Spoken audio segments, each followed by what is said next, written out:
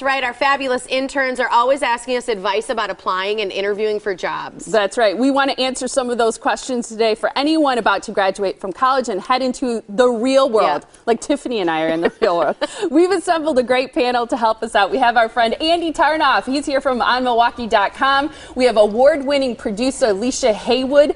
She is also the owner of Waterfront Media Group, and you know him by his glasses. Yep, it's social media guru and a VP at Advisology. Did I say that right? Okay, we got Phil Gerbishak here. We love it. He wore his orange glasses for us today. Last time, was it yellow? Yeah, last time it was yellow. To match the couch. That's right. I love it. Great to have all you guys here. Thank you so much. Thanks for having us. Yeah. This is great. So like we said, our interns ask us all the time all these different questions. So we pulled on them. We decided that Danielle and Lisa, who have a lot of questions on behalf of all people who are graduating, are going to kick it off with a couple questions for you guys. Nice. Awesome. Is that okay? Yeah, how do you feel about that? All right, let's start. Who's going first over there? Danielle. She's got a question for you. She's in the red jacket. She's a cutie. She's been our intern all semester. So she's going to start us off with the first question for our panel. So go ahead, hon. So my question just has to, right now I'm in the process of applying for jobs, and I always want to follow up with them, but I don't want to be annoying. I just want to be persistent. So my question is,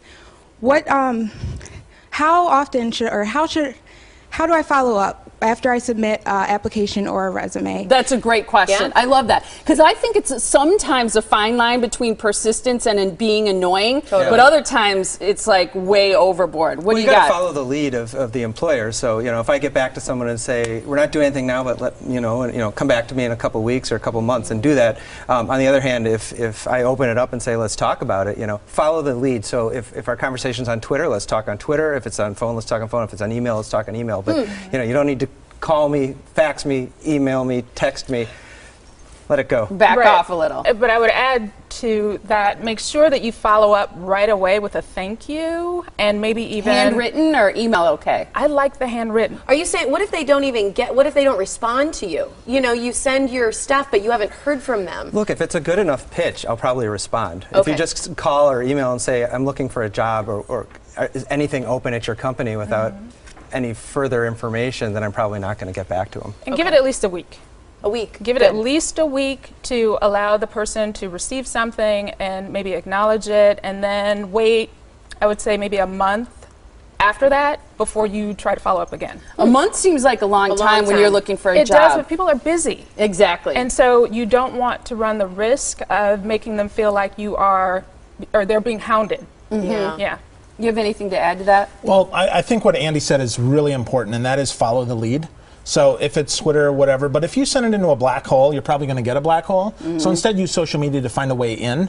Find someone that you can get it to instead of just submitting it on their website or sending it to hr@company.com. Yeah, because a lot of times there's not a name, but you're right. If you go to LinkedIn, if you go to Twitter, if you do your homework and go on Facebook, you can find people who are in charge of certain jobs often. You don't think that's creepy?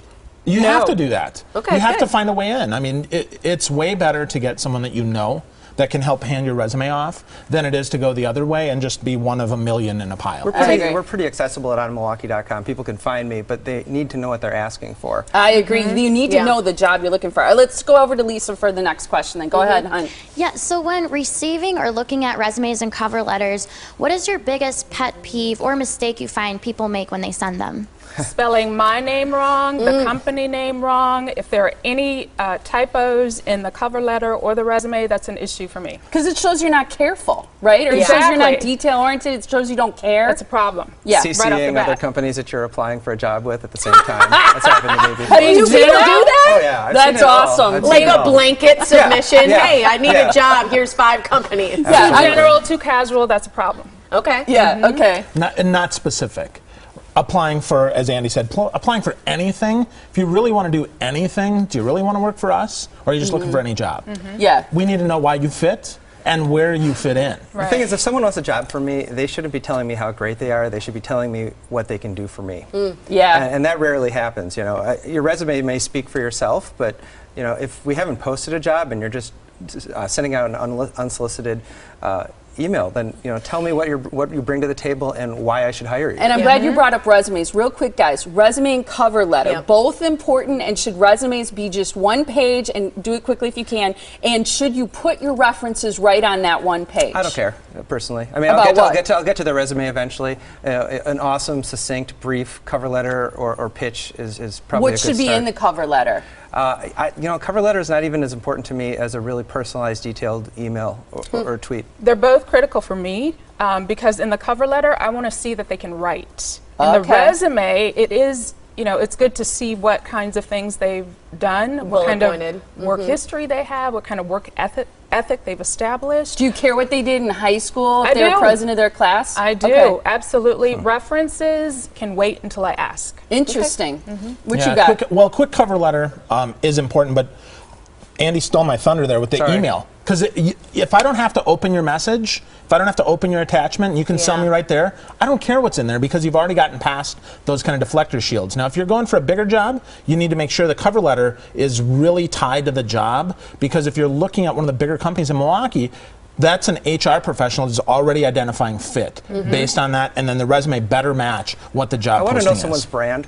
If they have 5,000 Twitter followers, I probably already know who they are. If I ask them, are you involved in social media, and they say no, that's probably a good sign that I don't want that person working with me. So with social media too, this is interesting because we had this conversation in our office before, how important is it? Do you check it? I think a lot of young people know they got to clean up pictures in general. Yeah, and they don't. But our executive producer, and they don't, right? And they don't. Did you hear that? Our interns too, you guys are always a pro, but you got to clean up that stuff. And you got to be careful. Instagram and your Twitter, but our executive producer even said if she gets an email and the Gmail photo, that comes with your email is not appropriate, be professional. she'll write you off. Absolutely. Yeah, everything gets taken into account.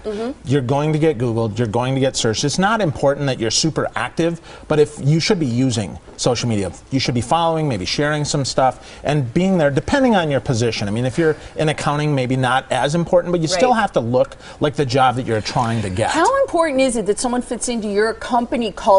And during the interview, how important is it how they dress? Because according to Career Builder, a survey said 60% of hiring managers said dressing inappropriately was definitely detrimental to getting the job. I mean, Absolutely. dress as nicely as you can. The interview starts before you even open your mouth. Always a suit? Not always a suit. It depends what the job is. Exactly. Have some idea of the tone and energy of the company. Okay. But you can't go wrong with a suit.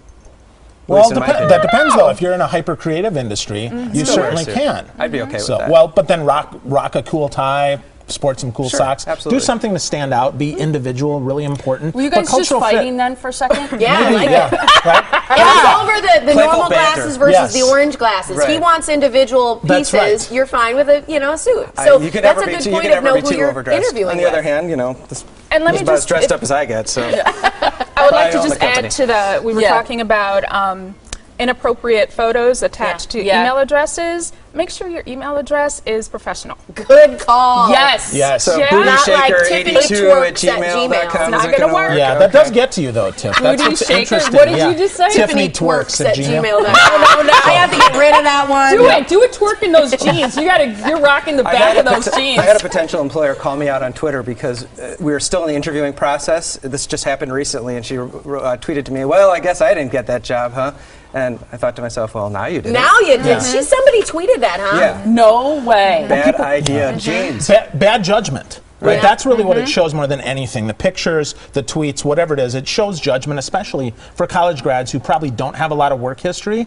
That just shows that you're smart enough to use good judgment. And about the email address, don't use the same email address on all your social media from high school and college that you use to apply for a job, because I'm going to search that. Same with your phone number. I'm going to put that into Google or into your favorite social media. We're Ran out of time. One word. Be professional. Okay. Good. That's great. You're good. Yeah, You're Andy, good for Alicia, TV. Phil, you guys are great. Yeah, Thank you you're so much. fantastic. Come Thank back you. tomorrow. We're going to continue this tomorrow. one. Anytime. Great.